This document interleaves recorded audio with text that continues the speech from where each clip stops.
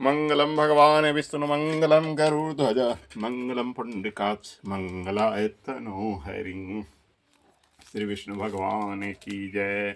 ब्रजराज कुमार वल्लभा कुल सीमंत मणि प्रसीद में परिवार गणस्य तापद विमीना देवी से भेद वंदे नवघन श्यामम पितकौ सेवासम शानंदम सुंदरम शुद्धम श्री कृष्णम प्रकृति प्रम श्रावण कृष्ण तन्नो राधा पचव्याम देखे नंदन विदमे वासुदेव तन्न कृष्ण राधा माधव राधा कृष्ण की जीवन शिवस्करान्विंदात पिताम्बरा धरुण विमलादरुषा पूर्णिंदु सुंदर मुखाद विनेतात कृष्णात्म क्योंकि तत्व हम न जाने। कृष्ण भगवान की जय। श्री कृष्ण गोविंद हरे मुरारी हे नाथ नारायण वासुदेव गुण जय जय गोपाल जय जय राधा रमन हरि गुण जय जय हरे राम राम राम हरे कृष्ण हरे राम जय जय राम। खट्टिया एकादशी है आज। माघ कृष्ण पक्ष के एकादशी को खटतिला एकादशी कहते हैं। इस दिन भगवान श्री हरि विष्णु की पूजा की जाती है। इस दिन काले तिल और श्यामा गाय के दान का विशेष महत्व है। शरीर पर तिल के तेल की मालिश, तिल जल से स्नान, तिल जलपान तथा तिलों के पकवान की इस दिन विशेष महत्ता है। विधि पूर्वक यह व्रत करने वाले को रोगों से मुक्ति मिलती है और सुखों में वृद्धि होती है।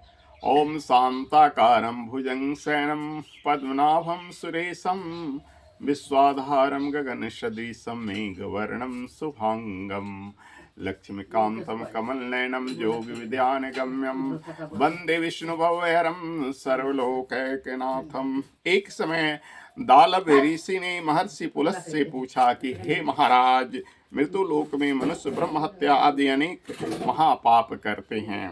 पराये धन की चोरी और दूसरे की उन्नति को देखकर ईर्ष्या करते हैं तथा अनेक प्रकार के व्यसनों में फंसे रहते हैं, फिर भी उन्हें नरक प्राप्त नहीं होता। इसका क्या कारण है? न जाने वे कौन सा दान अथवा पुण्य करते हैं जिनसे उनके पाप नष्ट हो जाते हैं। यह सब कृपा पूर्वक बतलाइए। पुलस्त मुनि कहने लगे कि हे राजन, आपने अत्यंत सुंदर प्रश्न पूछा। इससे संसार के जीवों का कल्याण होगा। ब्रह्मा विष्णु रुद्र इंद्र आदि भी सुगुप्त भेद को नहीं जानते हैं, परंतु संसार के भले के लिए मैं आपको सुनाता हूँ। माघ मास के लगते ही स्नान आदि से शुद्ध होकर इंद्रियों को वश में कर काम क्रोध लोभ मोह अहंकार ईर्ष्या अभिमान आदि त्याग कर भगवान का स्मरण करना चाहिए। पुख्य नक्षत्र में गोबर कपास तिल मिलाकर उसके कंडे यानी उपले बनाने चाहिए।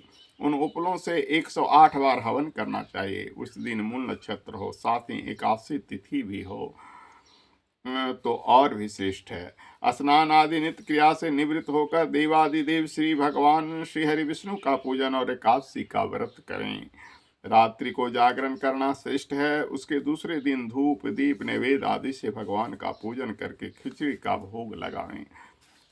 भगवान विष्णु का पूजन करके पेठा नारियल सीताफल और सुपारी सहित अर्घ देते हुए विनय करें कि हे भगवान, आप दीनों का शरण देने वाले हैं तथा इस संसार सागर में फंसे प्राणियों का उद्धार करने वाले हैं। हे पुंडरीकाक्ष, आप लक्ष्मी सहित इस तुच्छ अर्घ को स्वीकार करें। इसके पश्चात जल से भरा हुआ कुंभ यानी घड़ा ब्राह्मण को दान करें। उस समय ब्राह्मण को श्यामा गौ और तिलपात देना अति उत्तम है। तिल स्नान और भोजन दोनों ही श्रेष्ठ है। इस प्रकार जो मनुष्य जितने तिलों का दान करता है उतनी 1000 वर्ष स्वर्ग में वास करता है। तिल मिश्रित जल में स्नान, तिलों का उठन, तिल मिश्रित सामग्री से हवन, तिल मिश्रित जल को पीना और भोजन में तिलों का प्रयोग तथा तिलों का दान, यह 6 कार्य खटतिला कहलाते हैं। इनको करने से अनेक प्रकार के पाप नष्ट हो जाते हैं। इतनी कथा कहकर पुलस्त ऋषि कहने लगे, एक समय नारद जी ने भगवान श्री विष्णु से यह प्रश्न पूछा था और भगवान ने खटतिला एकादशी का जो महात्म नारद जी से कहा था वह मैं तुमसे कहता हूँ। भगवान विष्णु कहने लगे, हे नारद मुनि, मैं आंखों देखा तथा सत्य घटना कहता हूँ, तुम ध्यान पूर्वक सुनो। प्राचीन काल में मृत्यु लोक में एक ब्राह्मणी रहती थी। वह सदैव व्रत किया करती थी। एक समय वह 1 मास तक लगातार व्रत करती रही। इससे उसका शरीर अत्यंत दुर्बल हो गया। यद्यपि वह अत्यंत बुद्धिमान थी, फिर भी उसने कभी देवताओं के निमित्त धन तथा अन्न दान नहीं किया। इससे मैंने सोचा कि ब्राह्मणी ने व्रत आदि से अपना शरीर शुद्ध कर लिया और इसको विष्णु लोक तो मिल ही जाएगा, परंतु इसने कभी भी अन्न दान नहीं किया, इससे इसकी तृप्ति होना कठिन है। ऐसा सोचकर मैं एक भिखारी बनकर मृत्युलोक में उस ब्राह्मणी के पास गया और उससे भिक्षा मांगी। वह बोली, हे महाराज, आप यहाँ किस लिए आए हैं? मैंने कहा कि हे ब्राह्मणी, मुझे भिक्षा चाहिए। इस पर उसने एक मिट्टी का ढेला मेरे भिक्षा पात्र में डाल दिया। मैं उसे लेकर स्वर्ग लौट आया। कुछ समय बीतने पर वह ब्राह्मणी शरीर त्याग कर स्वर्ग में आई। मिट्टी का दान करने से उस ब्राह्मणी को स्वर्ग में सुंदर महल मिला, परंतु उसने अपने घर को अन्न आदि सामग्रियों से सुन पाया। तब वह मेरे पास आकर बोली, हे भगवान, मैंने तो अनेकों व्रत आदि आपकी पूजा की, परंतु फिर भी मेरा घर अनादि से सुन क्यों है? मैंने कहा, पहले तुम अपने घर जाओ, देवताओं की स्त्रियां तुम्हें देखने के लिए आएंगी, उनसे खटतिला एकादशी का पुण्य और विधि सुन लेना, तभी द्वार खोलना। भगवान के ऐसा वचन सुनकर वह अपने घर आ गई। जब देवी स्त्रियां आई और उन्होंने द्वार खोलने के लिए कहा तो ब्राह्मणी बोली कि आप मुझे देखने के लिए आई हैं, तो सबसे पहले खटतिला एकादशी का महात्म कहिए। तब उनमें से एक देवी स्त्री ने खटतिला एकादशी का महात्म कह सुनाया। ब्राह्मणी ने महात्म सुनकर घर का द्वार खोल दिया। देवांगनाओं ने देखा कि वह न तो गांधर्वी है और न आसुरी वरन सांसारिक विद्या है। उस ब्राह्मणी ने देवियों के कथनानुसार खटतिला एकादशी का व्रत किया।